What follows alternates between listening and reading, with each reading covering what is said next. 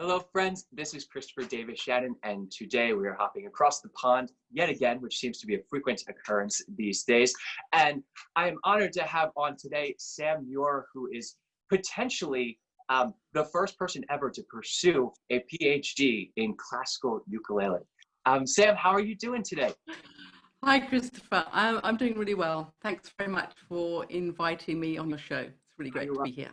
Thank you so much for taking some time out of your day. And would you mind just starting us out with a piece to get us going? Sure, love to.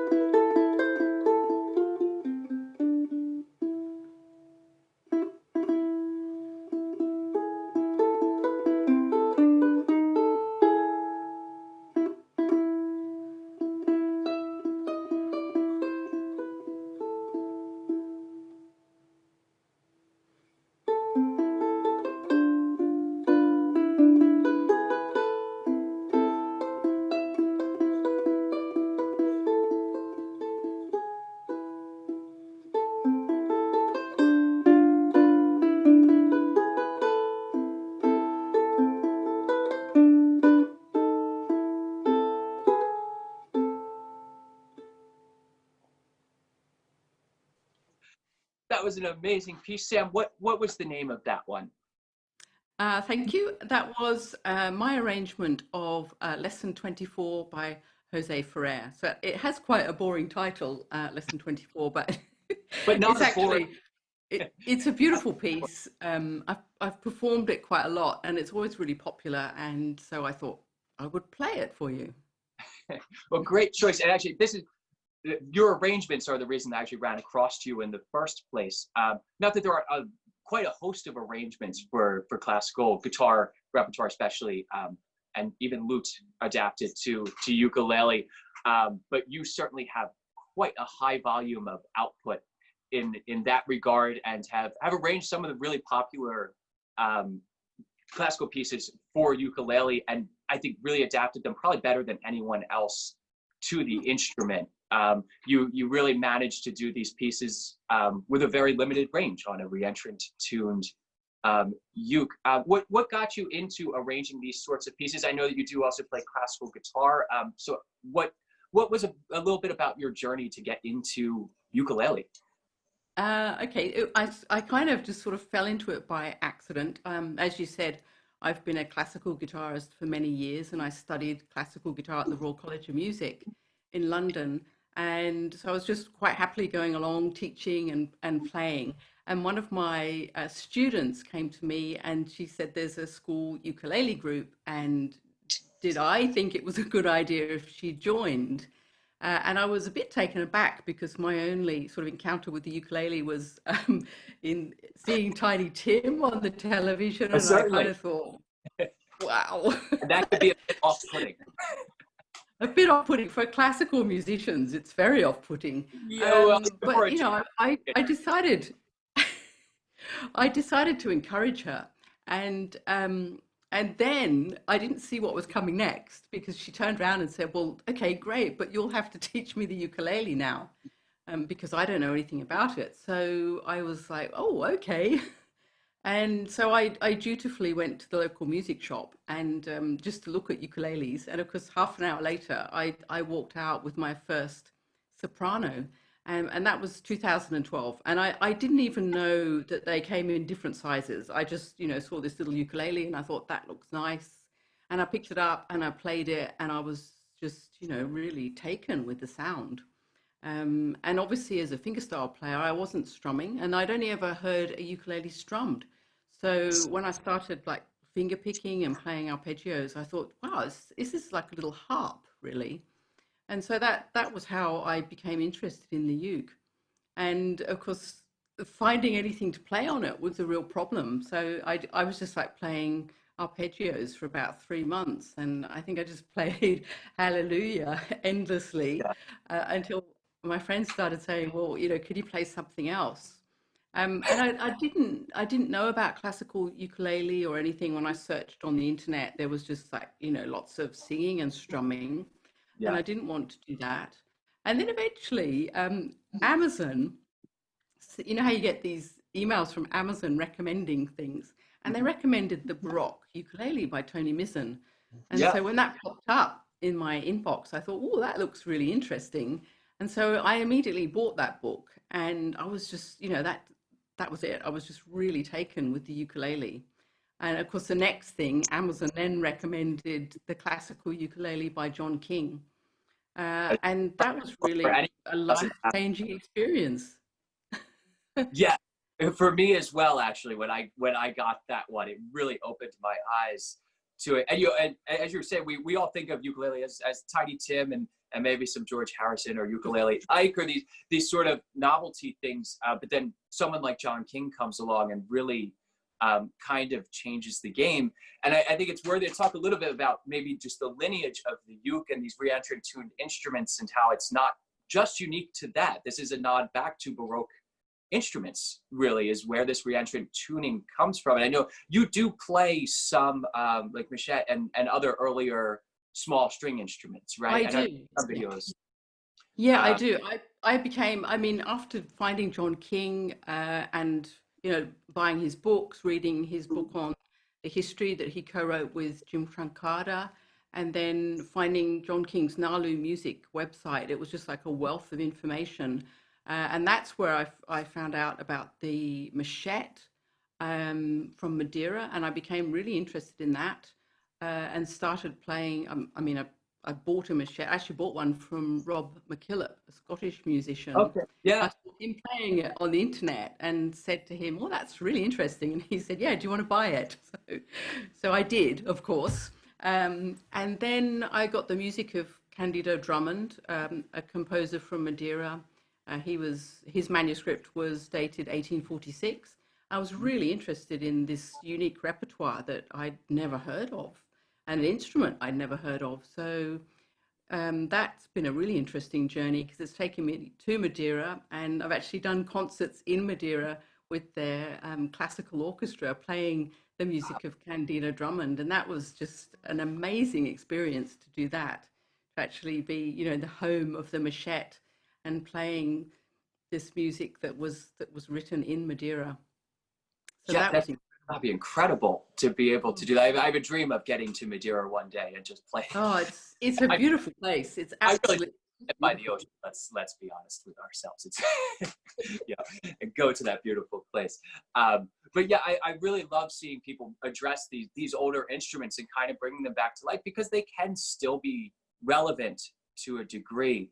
And I know one other project that you have worked on recently is actually melding your classical ukulele playing with electronic sounds in conjunction with another composer. And where did that idea come from? I know, people like John Cage and some other composers did that, mid-century or so, but it's not something you see a whole lot these days to really meld the art music world with that electronic Mhm. voice. Okay, so that came about through because we're going to talk about this a bit later, but I'm doing a PhD at the University of Surrey, and one of my PhD supervisors is Milton Momakides, who's a composer and expert on electronic music. And Milton said, "Do you want to do some uke and electronics? It'll be really fun." So he sent me what was a piece that was originally for guitar and electronics, and he said, "If you can adapt it for the ukulele, then we can do a collaboration." And so that's how Incited came about. It's actually originally for the guitar, because Milton's wife Bridget is one of the leading classical guitarists in the UK. She's a brilliant player and arranger. And Milton originally, did this work with Bridget.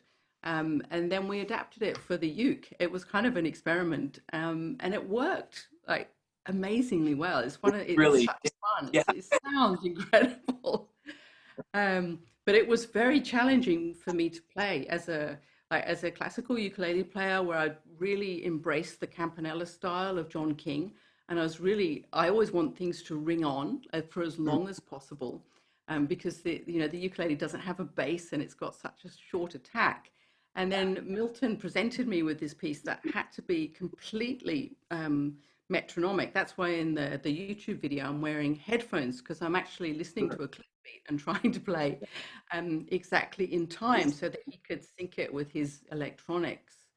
And also one of the things he said was, you need a shorter attack. So I had to kind of adapt my technique so that I wasn't creating this over-ringing effect, but it was a more percussive kind of attack on the uke. So it was you end up having to do something complete opposite of what you're generally.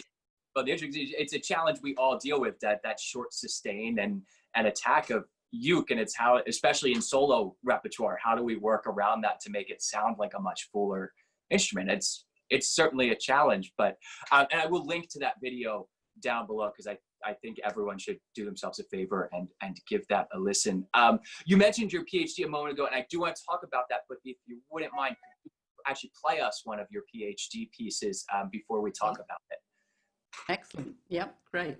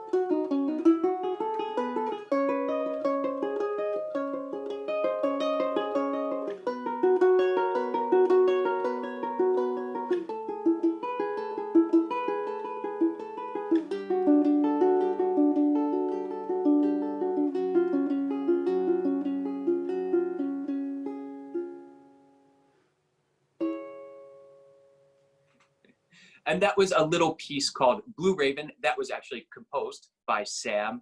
And what led you to composing this piece? I know you told me previously that it's actually based off of an old melody that you've done a theme and variation on. It is indeed. It's based on an English folk song that was originally compiled by Thomas Ravenscroft in 1611 in his collection. And it was actually one of my Patreon patrons who said, have you ever played this piece? It's really beautiful. And so I looked it up and found it, and I arranged it in the melody in the Campanella style as you heard it. And then I thought, gosh, I'd really like to do something more with this, because it's just like, I think the Campanella version is like a minute long. So what I did is I kind of created a variation. I used the notes from the the Ravenscroft and then just interpreted it in my own way in a like modern contemporary context. Yeah. And it was a kind of a lockdown project that I did, and I became so intrigued by it. I created a set of 6 pieces. So there's 3 versions of the Ravenscroft folk song in Campanella, and then on each version I do my interpretation. And so the whole thing is a little suite called A Conspiracy of Ravens, because that's the collective term I love for a flock of ravens, a conspiracy. And I just loved that whole, that idea of it. And that's just recently been published by Productions to Oz. So that was a really exciting project, and I was really pleased with how those pieces came out, because I wrote them for 5-string tenor, which I think is quite unusual. I mean, you could play them. You Yeah. could play them on any uke. And also on the 5-string, I like to tune down as well. So I tune it down a semitone, because just for me, it just kind of the timbre of it is really pleasing to the ear. So Yeah, that makes sense. And actually, I'm curious on your soprano ukes, you do tune GCEA on there, I correct? do, yeah. Yeah, Yeah. because I'm a big fan of up a step on my sopranos and concerts and tenors down a little bit. 'Cause at least my instruments just speak better at that. It's fun to find the tunings that really work with a specific Yeah, I think that's dimension really scale. important. Yeah, and it's Yeah. I think something a lot of people don't really think about is finding the true voice for the specific instrument that you're playing, which is fun. And so your PhD is entitled "In Search of Classical Ukulele." So please tell us what you're doing. Okay, it's a practice as research PhD. So basically, what I'm doing is creating a portfolio of compositions and performances and recordings, and there's some written work. So it will come together to form this portfolio of new works for the classical ukulele. So I'm really exploring it as in a contemporary context, and as we like to say classical ukulele, and it's a kind of an odd term Yeah. to use, really. So it's really trying to take the ukulele forward, because everything that I did prior to my PhD, I was just arranging pieces like the Jose Ferrer piece that I played, and then the Bach piece that I'm going to play. And I did lots of arrangements, and my little books of Carulli and Soor and Giuliani and Carcassi, they're still really popular. And I love those pieces on the uke. I think they sound great. But I got to the point of sea shanty book, which I think is very important. Your book of sea shanties, one of my personal favorites to play. Thank you. It's just it's surprising how wonderful those arrangements really suit the instrument. Yeah, they adapt really well onto the ukulele, but the problem I had was they're actually on the guitar. They're really easy arrangements, obviously not the Bach, but the Carulli and so forth. And I thought once you start to get to the more advanced pieces for the guitar, like Tarraga, for example, Capriccio Arabe. I don't know if you know it. It's just a beautiful guitar piece, one of my favorites. And I just felt that putting that on the ukulele you kind of lost something. So I didn't want to go into the more advanced repertoire of the guitar and putting it on the uke. I decided that it was time for the ukulele to have its own repertoire and to explore it, which is what I did in the Ravenscroft folk song. I love this idea of taking a really old melody from the 1600s and then putting it in a contemporary setting. So it's bringing together the old and the new.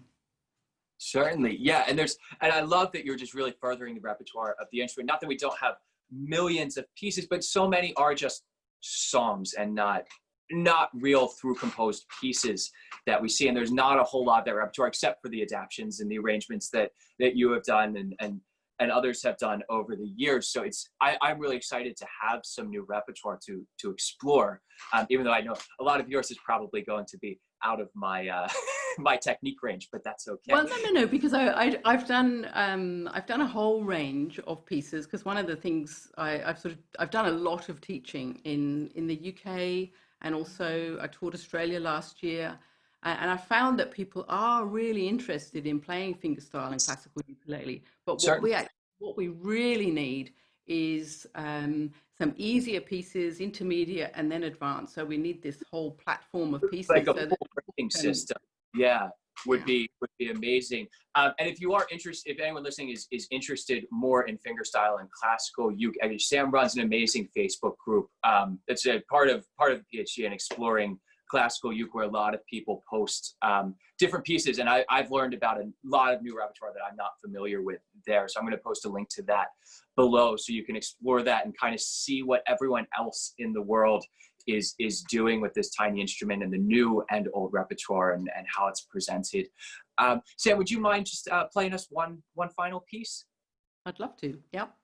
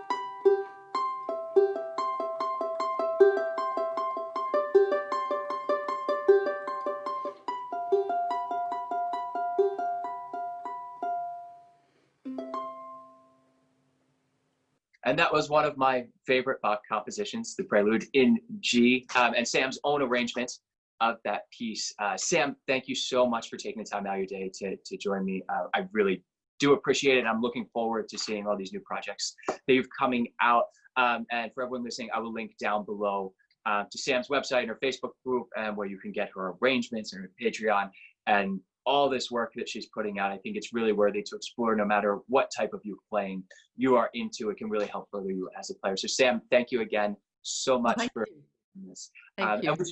Would you mind just playing us a little tune to get us out? I can do that, yeah.